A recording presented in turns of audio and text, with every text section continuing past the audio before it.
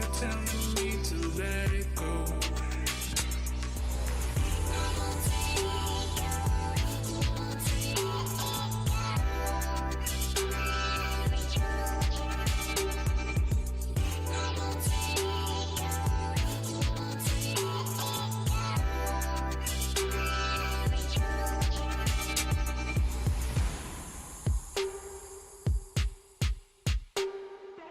Weekends gaming with my time spent trying to get ahead, trying to get the gold. Realize all the good things in life come to you for free when you're letting them go. I used to care about all of these things that people say, leaving me with nothing now. Working hard to catch a break at 9 to 7 every day. My voice kept telling me to let it go.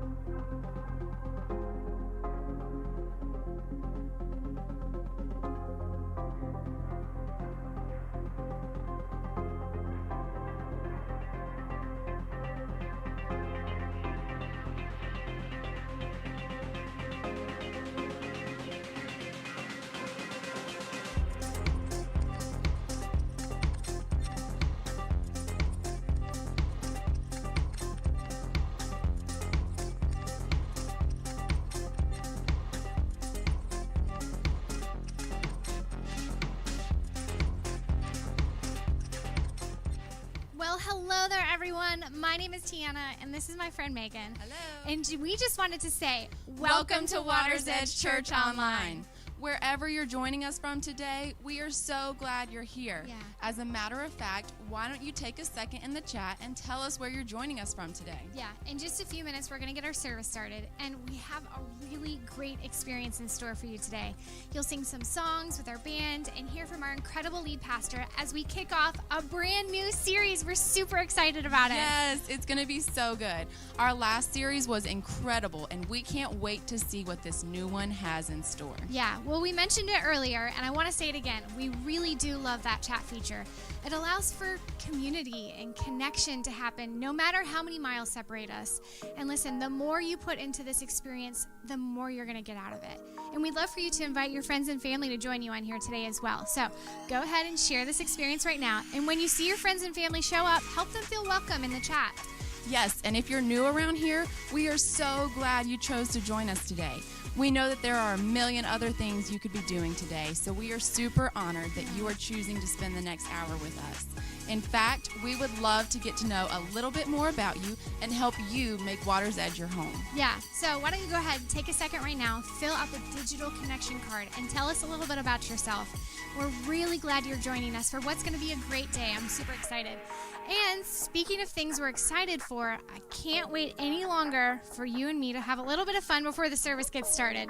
Okay, I mean, I was already having fun talking about today's experience, but that sounds good to me. Okay, so Megan, since you're still kind of fairly new to our staff, I thought it would be fun to play a little bit of Water's Edge trivia.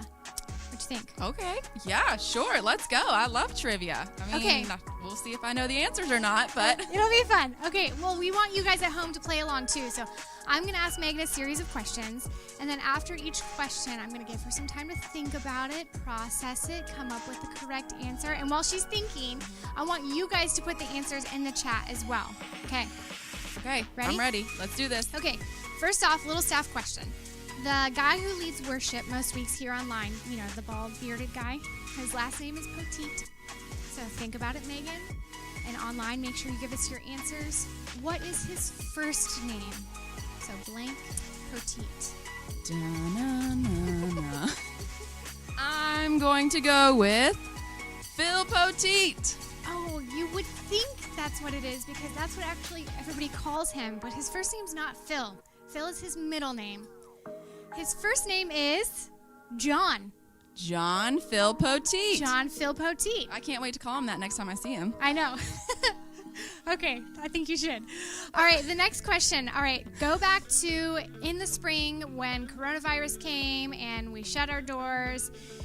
We were going to celebrate a birthday that first Sunday that we actually had to go online. Okay. So, how old was Water's Edge at that birthday? And I'll give you multiple choice. Okay. So, A, 10 years, B, 22 years, C, 17 years. Okay, I'm processing. I'm giving our chat friends Yep, some time to process. Let's see. I'm trying to think through if there's anything specific to that's going to make me remember. I'm going to go with C, 17 years. That is correct. 17 years. We are 17 years old. Okay. Woo! All right, ready for the next question? Yes, I'm ready. All right. When Water's Edge first opened their doors, what is the name of the location that we opened our doors at? Like specific or general specific or like I think I know the... If you think you know the general, I'll accept that answer. Okay, general answer. Okay, hope everybody's ready on there. I think I have my answer. Okay. My answer is the YMCA. Yes, that is correct. The Woo! specific answer was Victory YMCA Okay, in Victory. Yorktown. Yes. And if you answered that correctly at home, you are an old-time whacker. And I'm super Congratulations. impressed. Congratulations. Okay, all right, one more question. And this question is worth 1 million points. Ooh, I okay. don't know why I'm giving it a point system, but we're just going to go with it. Okay. My personal favorite Water's Edge church value is, and I will start it and you have to complete it. Okay. Okay? Church should be what? Fun. Yay! Church should be fun. Oh, yes, we totally believe that around here, that church should be fun. And I am so ready to have some fun singing to God in our service. We are about to get started, so this would also be a great time to go ahead and share the experience before things get going. Pastor Sue said a couple weeks ago that for every time you share this experience online, 100 more people get to see it. It's crazy. That's insane. Yeah. So go ahead and take a minute to share on your social media. Yeah, well, thanks so much for hanging out with us, guys. Be sure you stick around to the very end of the service. Megan and I have a challenge for you, but you got to stay to the end. So we'll see you after service, and we hope you enjoy your Water's Edge experience. See you in a little bit.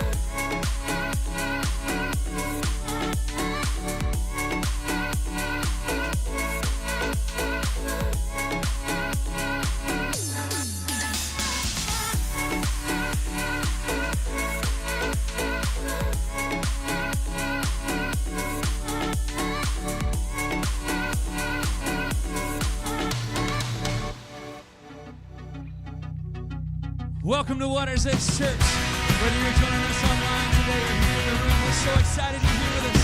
Yeah, get up on your feet. Put those hands together. Let's get ready to sing out to our great God today.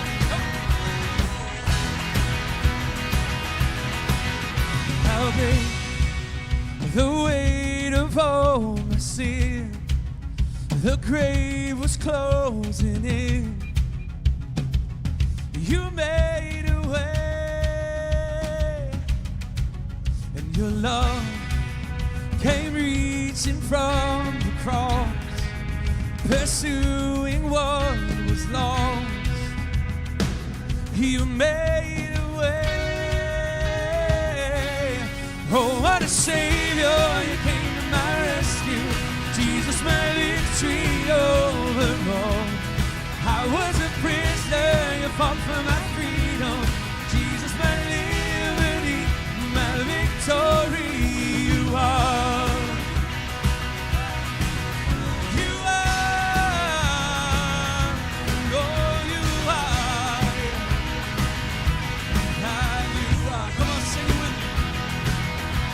Now I'm free to live within your grace.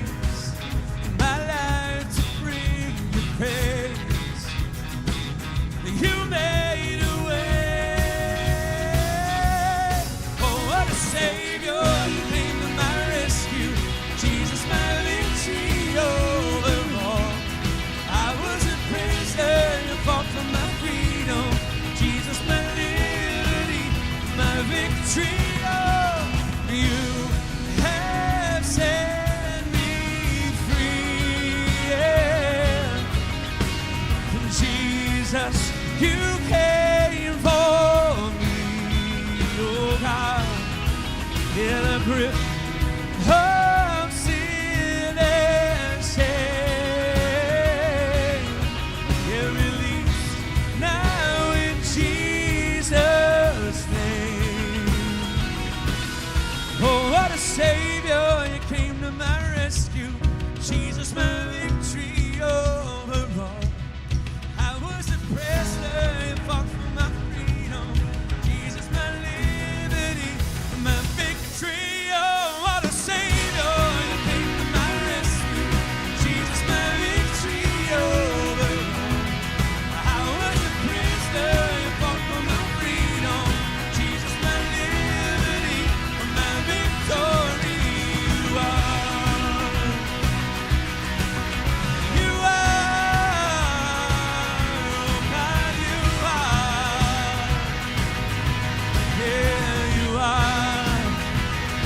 Today, church, hey!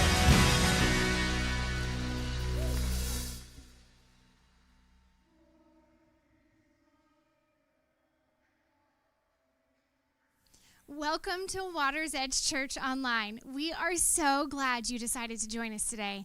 If you're new around here, we would love to know a little bit more about you. So go ahead and fill out our digital connection card so that we can help you make Water's Edge Church feel like home. And also, we'd love to help you learn more about who God created you to be. And the best way to do that around here is by getting involved in our growth track.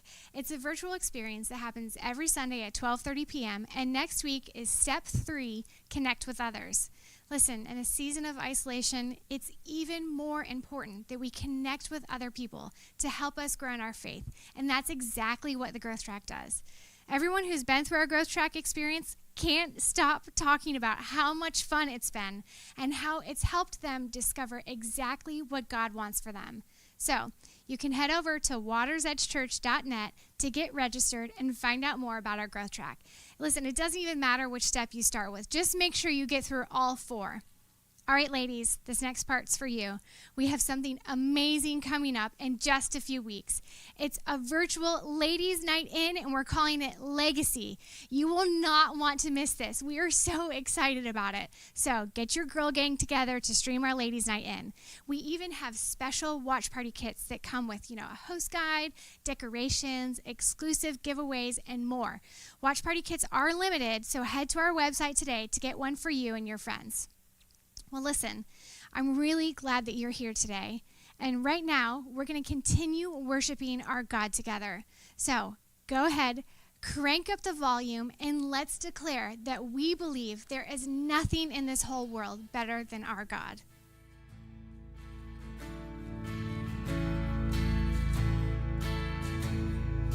I searched the world, but it couldn't fill me. Man's empty praise, treasures of faith I'll never know. You came along and put me back together. Every desire is now satisfied here in your love. Come on, tell him today. Oh, there's nothing better than you. There's nothing better than you, Lord. There's nothing, and nothing is better than you.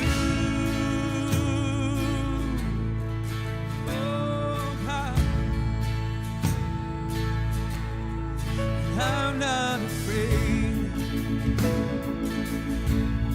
to show you my weakness, my failures and flaws. Lord, you've seen them all, and you still call me friend. It's the God of the mountain, it's the God of the valley. There's not a place your mercy and grace won't find me again.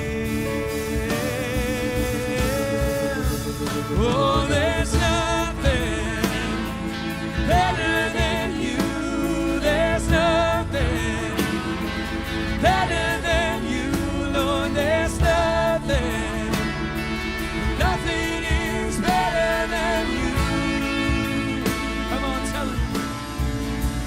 Oh, there's nothing better than you. There's nothing better than you, Lord. There's nothing, nothing is better than you.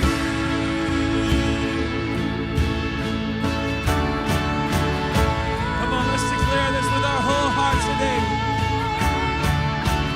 You turn mourning to dancing. You give beauty for ashes. You turn shame into glory. You're the only one who cares. You turn graves into gardens. You turn bones into armies.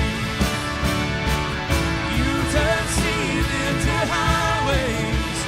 You're the only one who cares. You're the only one who cares. Oh, there's nothing, sing it, better than you.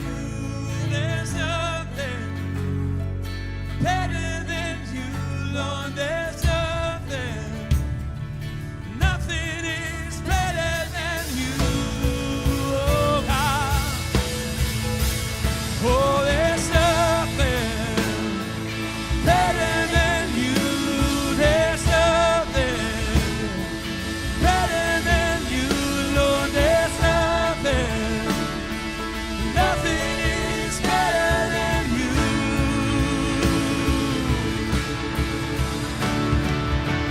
You turn graves into gardens. You turn bones into armies. You turn seas into highways. You're the only one who cares. You're the only one who cares. You're the only one who cares.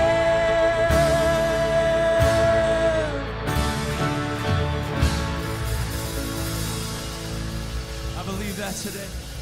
There's nothing better than God, He can work miracles in our lives. Wherever you are today, let's take this moment to invite Him in.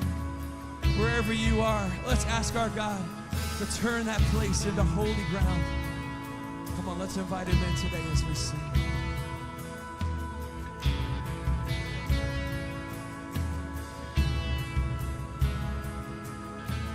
Here, as we wait, seek your face. Come and make your throne upon our praise. Oh, here in this place, have your way. The moment that we see you, we are changed. Show us your glory. Show us your glory. In wonder and surrender we fall down. Show us your glory. Show us your glory. Let every burning heart be holy ground. Oh God, we worship you, oh God. Yes, we do.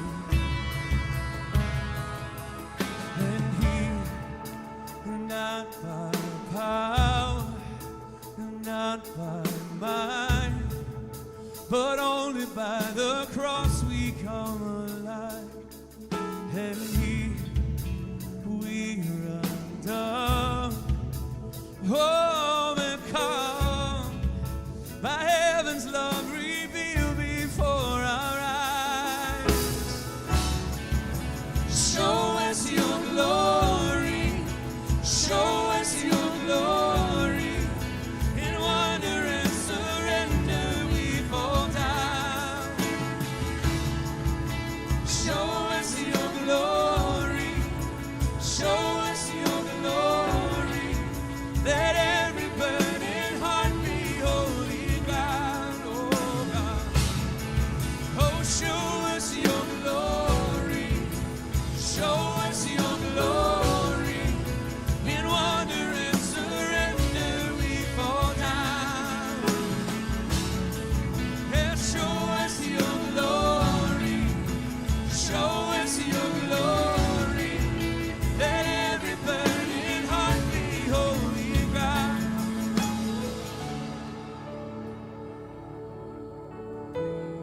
We worship you, oh God. Lift our love to you, oh God. Lift our praise to you, oh God. Lay it all at your feet. Give it all to you. We believe you can set us free, oh God. Chains fall, feet can bow here and now. Jesus, you change everything, oh lives healed, whole, found here and now. Jesus, you change everything, oh chains fall, fear bow here and now. Jesus, you change everything, oh lives here, oh found here now. Jesus, you change everything. Oh, show us your glory. Show us your glory. In wonder and surrender we fall down, oh God. Oh, show us your glory. Show us your glory. Let every burning heart be holy ground. Show us, oh God. Oh, show us your glory. Show us your glory. In wonder and surrender.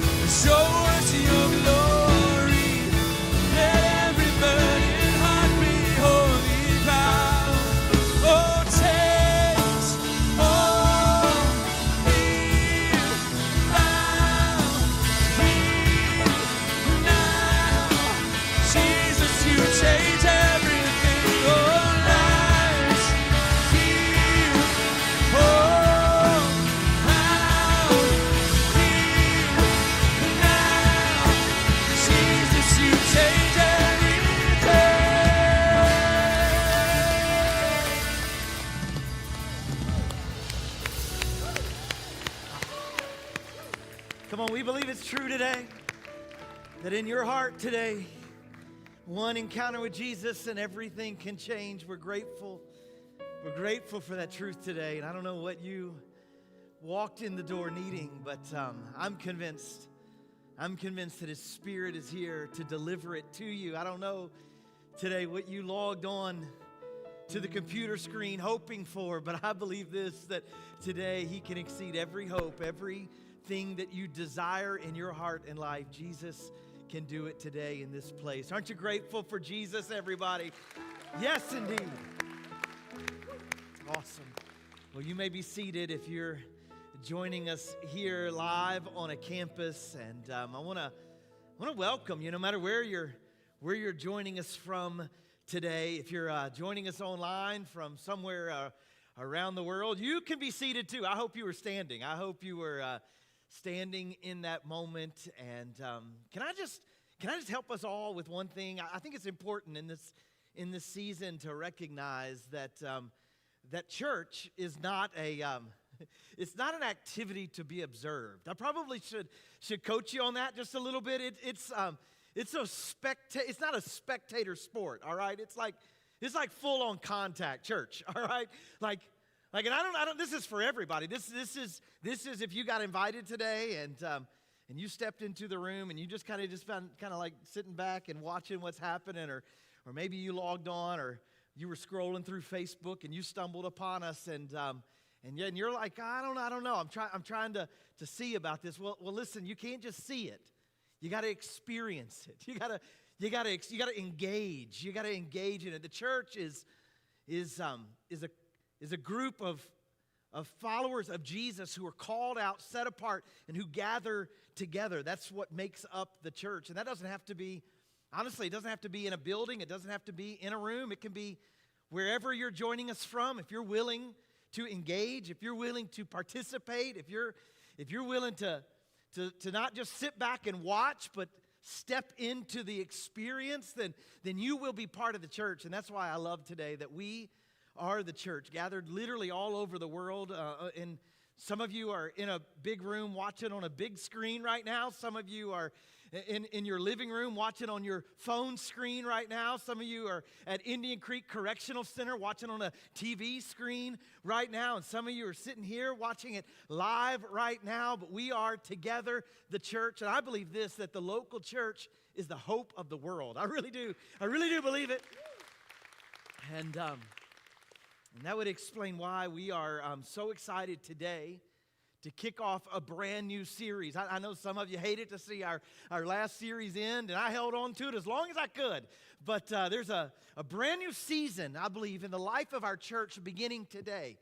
And series aren't just about cute titles and fun new graphics and ideas, but series are really about the season that God, I think, leads us into as a church. And we're so excited today to be kicking off a brand new season. And we're starting it with this series we're simply calling The Hope Project. The Hope Project begins today. And I was explaining this to a friend of mine a couple of days ago, and I was just simply saying to them that, largely the year 2020 has felt to many hopeless, hasn't it? I mean, really. I've seen a lot of 2020 memes. Have you seen some of them? Like, none of them are hopeful, right? None of the memes that you see for this year are hopeful. They're all like, like the earth is on fire, right? I mean, it's like this has been a largely hopeless year. But as we were preparing for the end of the year, God just set in our spirit around here that we needed to do everything we could to redeem what has been lost in the year 2020, because the year's not over. I don't know if you know that. I know some of you are like, please let it be over. No. We got a few more months.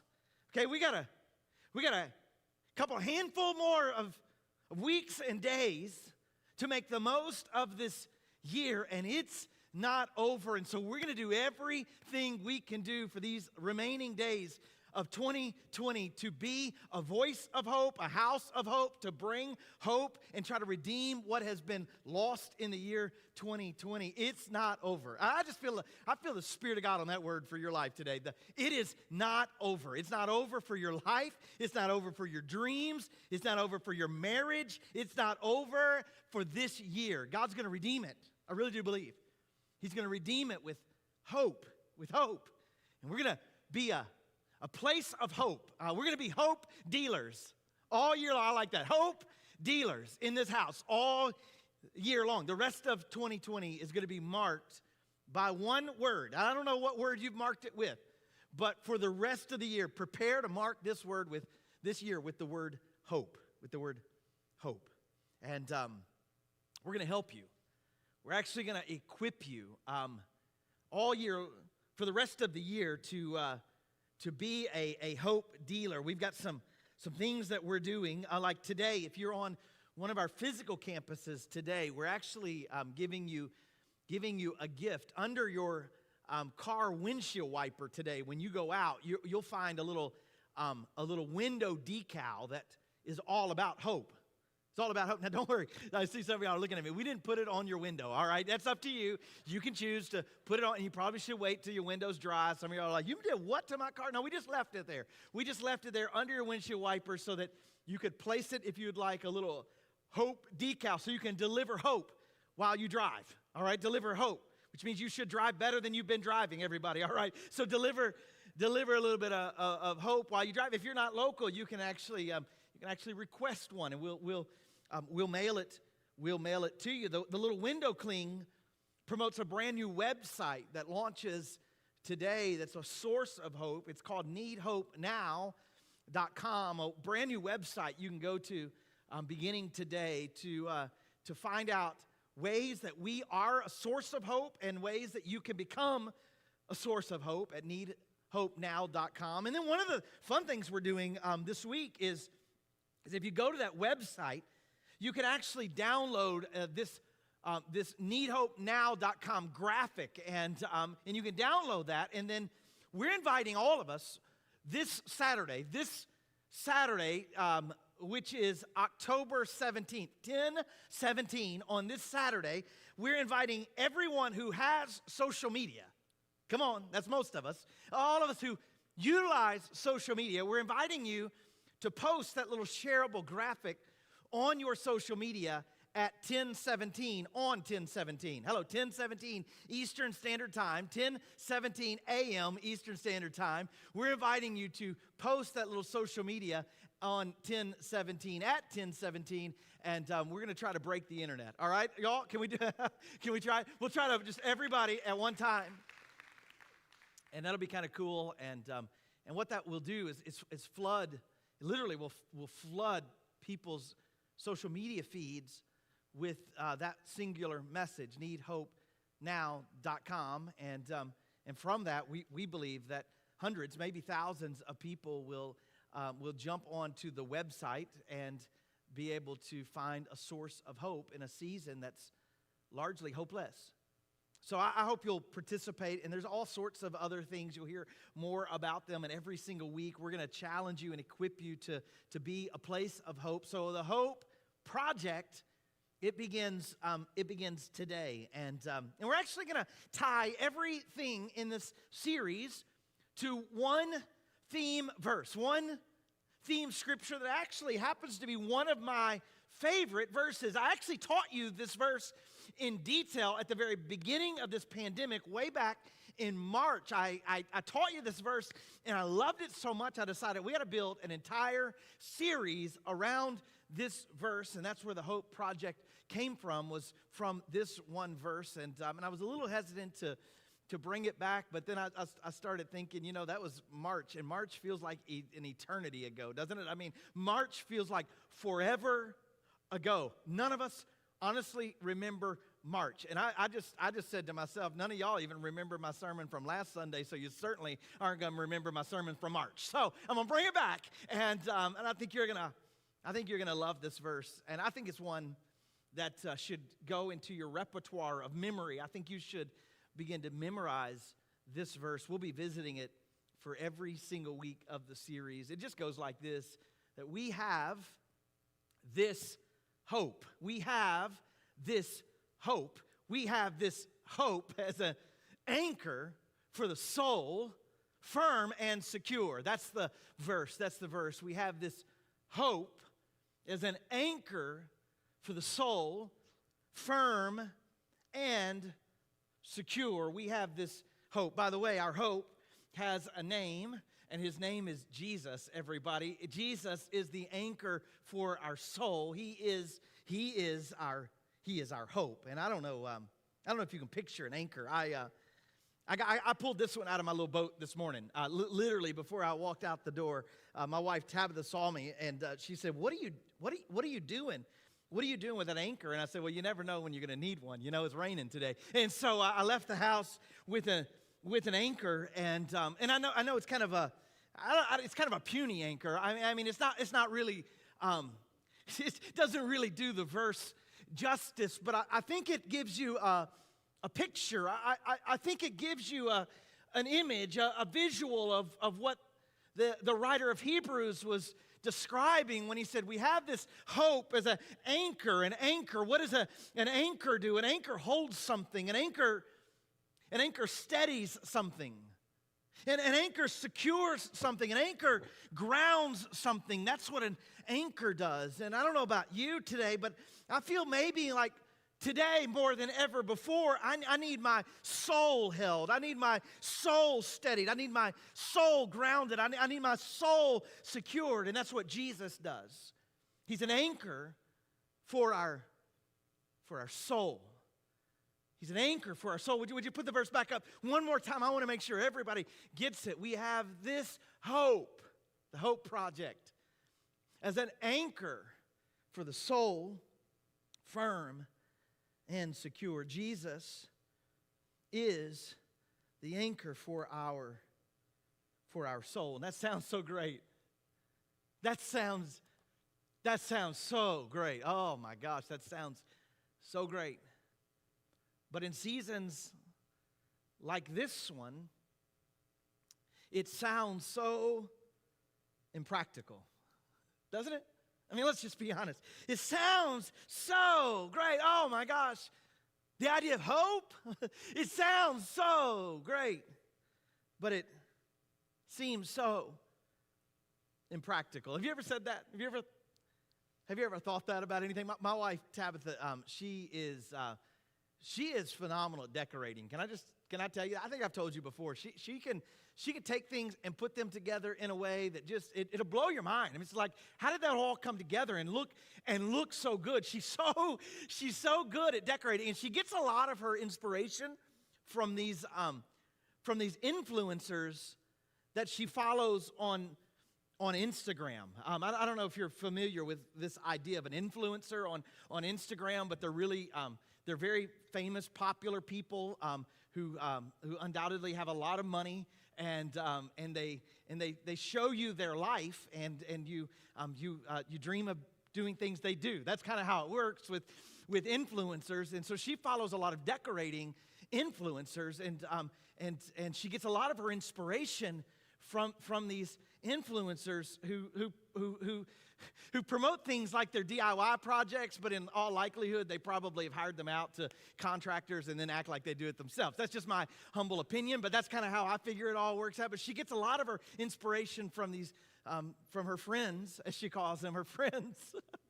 These are her friends on Instagram. And sometimes she'll come up with crazy ideas, like crazy ones. Like she'll see something that one of her friends on Instagram does, and then she'll pitch it to me like this is something we should do. Like we should go in the backyard and cut down that tree, and then we can make a mantle with a live edge for our fireplace. How great would that be? Oh, that'd be great. That'd be awesome. I'm sure we can do that. Yes. Then she came up with this idea once, and she said we get a blowtorch. This is how you know this is a bad idea. You get a blowtorch and this special paint, and you paint this special paint on your countertops, and then you blowtorch it, and then it looks like marble countertops. We can do this to our kitchen counters. I'm like, oh, yes, we sure can. Yes, we sure can. Yeah. Sounds so great. But in the back of my mind, I'm thinking it's so impractical. It's so It's so impractical. And it's not just her. I do it too. Like, I'll never forget when I was younger and our kids were little. I thought it would be really, really a fun idea to buy a Jeep Wrangler. You know what I'm talking about? A Jeep Wrangler, like 4x4, soft top, removable doors. I kind of thought I could be that kind of a rugged guy. You know what I mean? Like, I thought this will be fun, and I was kind of tired of driving around a predictable Ford Taurus with 3 car seats in the back, and so I'm like, well, I should buy a Jeep Wrangler, and I can take it on the beach, and I can drive it through the mud, and I can drive it up the side of a mountain like the commercial. Like, I was convinced that this was going to be an awesome idea. And just about the time that I found the Jeep Wrangler I wanted to purchase, my wife pulled me aside and she said, "It sounds so great. Don't get me wrong. It sounds so great. But you have 3 kids. It's so impractical." She's right. There's a lot of stuff in our lives that sounds so great, but seems so impractical. And I think that's the way, honestly, a lot of us feel about hope, especially in a hopeless season. It sounds so great. Oh yeah, the Hope Project, that sounds so great, but it's so impractical. We have this hope as an anchor for our soul. What is hope? Well, hope is this. Hope is a favorable and confident expectation. That's what hope is. A favorable and confident expectation. Hope says we're going to get through this. We're going to make it through. Hope says this: better days are coming. Hope's anthem is the best is still to come. And that sounds so great. But it seems so impractical, especially in a season of hopelessness. Think about it. Our nation feels divided. There's racial tension. There's a pandemic that we've yet to discover a vaccine for that's killed over 1 million people worldwide. The economy is unsettled for a lot of us. The normal things of our life, the way we work, the way our kids go to school, the way we eat out, the way even we experience church, it's been greatly disrupted. Nothing is normal. Nothing is easy. Nothing is as enjoyable as it used to be. And so a sermon on hope sounds great, but it feels so impractical. Can hope be practical? That's the question we have to wrestle with today. Can hope be practical in a season like the one we're in? Can hope be practical when you think about your life, when you think about your job, when you think about your finances, when you think about your relationships, when you think about your marriage, when you think about your kids, when you think about your future? Can hope be practical? Is it possible in the middle of the circumstances of your life to have a favorable and confident expectation of your future? Can hope be practical? I believe to answer that question, it really all depends on where you set it, where you set your hope. Where is your hope set? Can you guys can y'all bring me those balloons, please? Could you bring them in? And if you could just set them there for me, that would be great. Thank you. You can just set them. Just set them right there. Thank you so much. How many of you know that this is a parent's worst nightmare? This is what parents hate the thought of. I was brainstorming years ago with our team because I think church should be fun. That's one of our values around here. Some of you should tell your face that right now. Church should be fun. And And I was brainstorming with our kids team. This was before I had kids or kids of any age. You'll recognize this when I tell you the story, because I thought what would be a great idea would be to give every kid a helium-filled balloon when they leave church. Because what's more fun than balloons, right? What's more fun than balloons? And church should be fun. So why don't we give every kid every Sunday a helium-filled balloon when they leave church? And then I had kids. Come on, parents. Come on, balloons are not fun when you have kids. Because all it takes is for you to get in the parking lot, and as you're putting them in the car seat, off the balloon goes, floating up into Never Never Land, and then your kid has a complete and total meltdown, and you got to stop at Walmart and buy a new balloon on the way home. That's the way it works, right?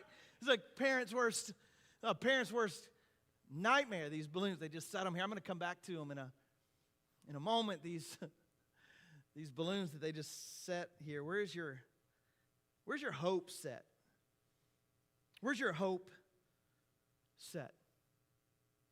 When the Apostle Paul wrote to a church he started around AD 55 in the city of Corinth, he wanted them to know that hope, a confident and favorable expectation that hope could be practical, that it could be practical. And I want to spend the next few moments with you diving kind of deep into the words of the Apostle Paul. And you're going to be fascinated by them because the words he wrote so long ago are so relevant for today. In fact, as we read these words, you wouldn't know. If I hadn't told you, you wouldn't have known whether they were written in AD 55 or AD 2020. You really wouldn't have known.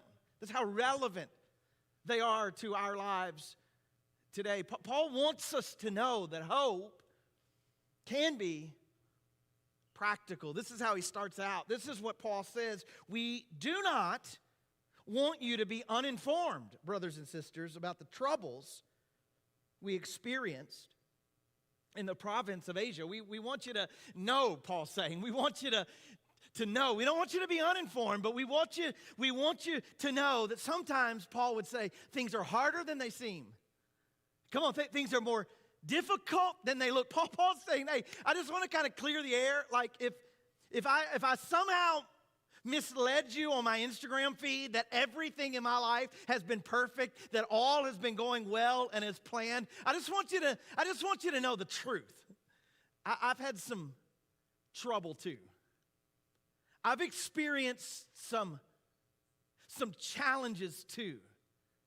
I've come up against some difficulties too. I just want to make sure you know that when we were in Asia, we experienced some problems too. I don't want you to be uninformed, Paul says.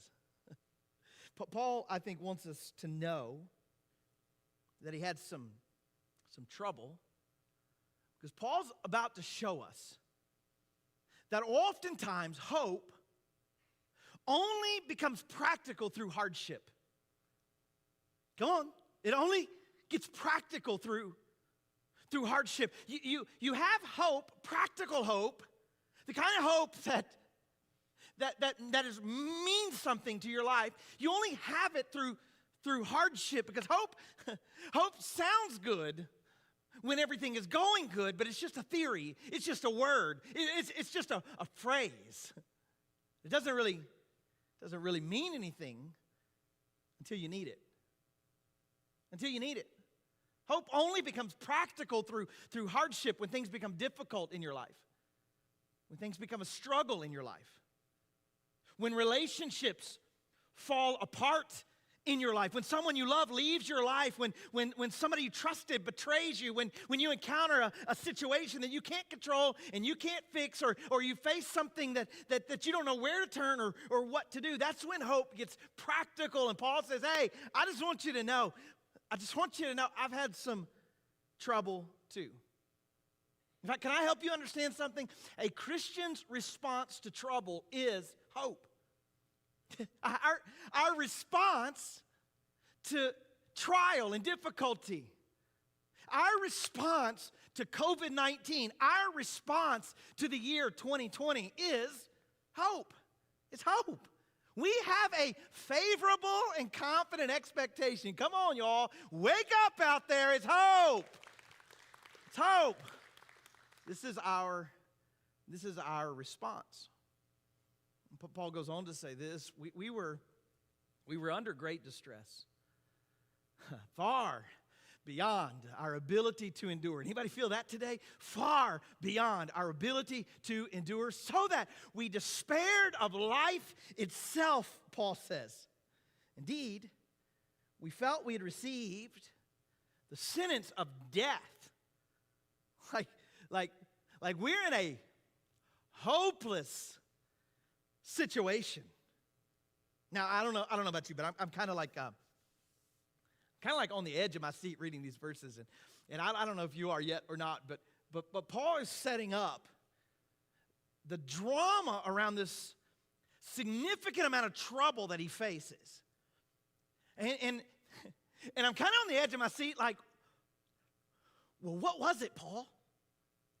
Like Paul's like starting off a story, and he's like, let me tell you something. It was so bad in Asia, and all of us want to be like, how bad was it, Paul? How bad was it?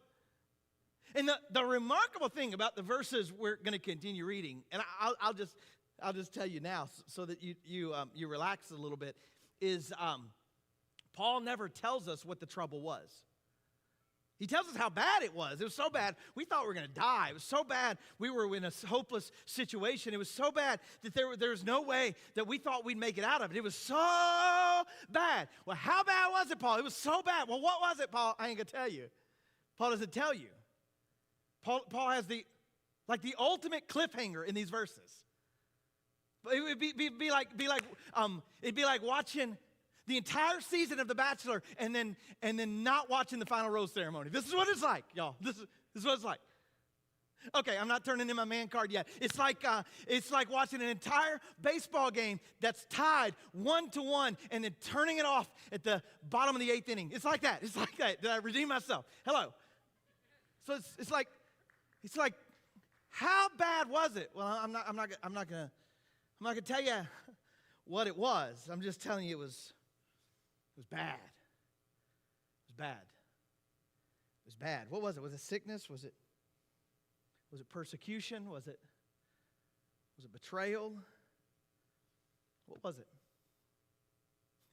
Man, I spent hours this week researching, studying, reading every book I could possibly find to try to discover what was the trouble that Paul experienced while he was in Asia. And there's so much speculation. It goes everywhere from sickness to shipwreck to personal threats to fighting off wild animals. I mean, really, the scholars are all over the board. For all we know, the trouble that Paul is describing is that he put the beat down on a wild boar, okay? Like, I don't know how bad it was. I just know it was so bad. It was so bad. Nobody knows specifically what it was, though. And Paul never told us the specifics. Because I think Paul knew if he told you what his specific trouble was, you might be tempted to compare yours to his. Do you ever do that? You ever compare your trouble to somebody else's? Yeah, well, if they had what I had, if they experienced what I experienced, they walked through what I've walked through. You ever find yourself like elevating your trouble and discounting somebody else's? Or maybe the opposite. Maybe you look at somebody else, you're like, oh, they got it so bad, and so, I got it better, and you discount your trouble because theirs is so great. Paul didn't tell us that he had trouble because he wanted us to compare. I think Paul told us he had trouble because he wanted to create a commonality around the subject. He wanted you to know he had it too. He had it too. You got some trouble, he had it too. You got some pain, he has his too. You got some problems, he had his too. You got some issues, he had it too. Paul had some trouble in Asia. And then he says this, but he says, this happened that we might not rely on God, on ourselves, but on God who raises the dead. This happened that we might not rely on ourselves, but on God who raises the dead. Paul says there's a purpose. There's a purpose for the pain. There's a purpose for the trouble. There's a purpose for it. Paul says that through the purpose, here's what I've learned. I've learned not to rely on myself, but I've learned to rely on God. I wondered, have you learned that? Have you learned that through your pain? Have you learned that through this pandemic? Have you learned that through your situation? Have you learned that through your trouble? Have you learned there's some things that you can't control, so you must submit, that you can't fix, so you must trust? You see, hope only becomes practical when you let trouble become your teacher. Trouble wants to teach you something. Trouble wants to teach you that on your own, listen to me, you are not enough. That's trouble's lesson today. On your own, you are not enough. You're not smart enough, good enough, strong enough, able enough. On your own, you are not enough. And that's only a problem for you today. That's only a problem if you have to be. Hello? That's only a problem if you have to be enough. If you are all you have in trouble, then that's a problem. Am I right? If you are all you have in trouble. It's like virtual teaching around our house is trouble. Can I just say that? All the parents in the room understand. Virtual teaching, virtual school, is a little bit of trouble. Because here's what my kids have discovered. My kids have discovered that I, as a teacher, am not enough. That's what they've discovered. I am not enough. Like, do you understand that? Like, I'm not good enough, smart enough, organized enough, technical enough. I am not enough. I definitely am not enough. It's fascinating. I've got a bachelor's degree. I've got a master's degree. I just applied to begin work on a doctorate degree. But I am not enough when it comes to science, when it comes to math, when it comes to Spanish. No, bueno. Me, not enough. Hello. I'm just saying. I'm not enough. That would be a tremendous problem for us if I have to be. But the amazing thing about virtual teaching is this, that my kids have access to someone who is more than enough. My kids have access to a teacher who specializes in the subjects that I am not enough in. And so virtual teaching really isn't a problem because I don't have to be enough. They have access to one who is more than enough. You know what Paul is saying to us? I encountered some trouble, and the trouble had a purpose. And the purpose of the trouble was to teach me not to rely on myself, but to rely on God, to teach me that I am not enough. And you might think that's a problem, but it's not a problem because I discovered in the middle of my trouble that I don't have to be enough because I have access to the one who is enough, who is more than enough. His name is Jesus, Paul would say, and he met every need I had in the middle of trouble. In fact, Paul would go on to say this. He would say this about his hope. He would say, Jesus, he has delivered us from such a deadly peril. And look at this, he will deliver us again. On him we have set our hope. On him we have set our hope that he will continue to deliver us. On him we have set our confident and favorable expectation that no matter what we face, he will continue to deliver us. That is hope. You know, I preached the entire sermon to get to that one little phrase. On him we have set our hope. Because what Paul is teaching us today is that hope can be practical. Practical hope is a hope that is set on Jesus. That's practical hope. Not a sounds good hope or feel good hope or that would be a really nice hope. No, this is a practical, real, steadfast, long-standing hope. A hope that is set on Jesus. Paul says the trouble I faced caused me to rely on God, and now I've decided My hope is set on him. So let me ask you, where do you set your hope? What is your hope set on? When trouble comes, where's your hope? If things around you look dark and difficult today, why is it that you're having such a hard time having hope? Why is it that in the midst of 2020, you find it difficult to have a favorable and confident expectation? I'll tell you the answer. It's because you've set your hope on something or someone other than Jesus. Because if you set your hope on Jesus, you can't help but believe I'm going to make it through. You set your hope on Jesus, you can't help but believe tomorrow will be a better day. You set your hope on Jesus, you can't help but believe the best is still to come if you set your hope on Jesus. Where's your hope today? Where's your hope? Where's your hope? I asked them to set these balloons here for me. Makes me kind of think of that movie one time Tabitha watched called Hope Floats. Tabitha watched it. I didn't watch it, just for the record. Tabitha watched it. And the problem for us today is that when we set our hope on the wrong thing or in the wrong place, hope does float. When you set your hope on people, for example, my confidence is in him.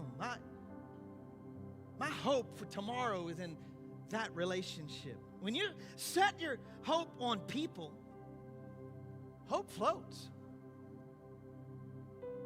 It floats because people will leave you, and people will betray you, and people will walk out on you, people will hurt you.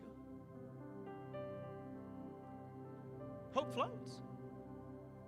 When you set your hope on your feelings, hope floats.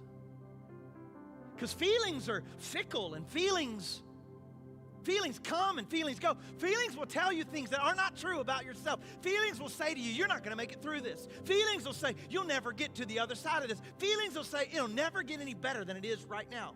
Feelings. Hope floats. When you set your hope on circumstances, on what's happening at your job, or what's happening in the world, or what's happening in the news, hope floats. When you set your hope on the government, on the candidate of your choice, the political party of your preference, I promise you, hope floats. Because those things all shift. Those things all change. None of those things were ever made to hold your hope. Do you see it? Hope floats. But Paul would say, it doesn't have to be that way. My hope doesn't have to be set on what's happening around me. And my hope doesn't have to be set on who I see in my peripheral. My hope doesn't have to be set on the circumstances or on the economy. My hope doesn't have to be set on anything that is about me at all. In fact, my hope can be set on Jesus. When I think about setting something, I think about setting it in concrete. I think about setting it on something that lasts. I think about setting it on something that never fails. I think about setting it on an anchor. we have this hope. If you would set your hope on Jesus, the anchor for your soul, you would discover something, that it stands steady, that it never leaves you, it never forsakes you, that hope doesn't float away, but hope is always present, even in the most challenging of times. Because we have a hope, an anchor for our soul. And I have set my hope on Him. I think this is a message today for someone who looks at their hope and it's disappeared. And the message for your life today is this: hope's coming back. Let hope rise. Let hope rise. Let it come back in your heart, in your life. Believe for a better tomorrow. Set your hope on Jesus. I'll give you one more verse. This verse is so fresh. I didn't have them build it in the slides today. It's so fresh. It's hot off the press this morning. God gave it to me. But I think it's for somebody in this service right now. It's Psalm 31, verse 24. Receive this if it's for you. If you're hopeless today, receive this word for your life. The psalmist said, "So be strong and courageous, all you who set your hope on the Lord." Be strong and courageous. Set your hope on Him.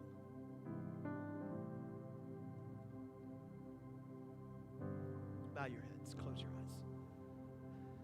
Open your heart.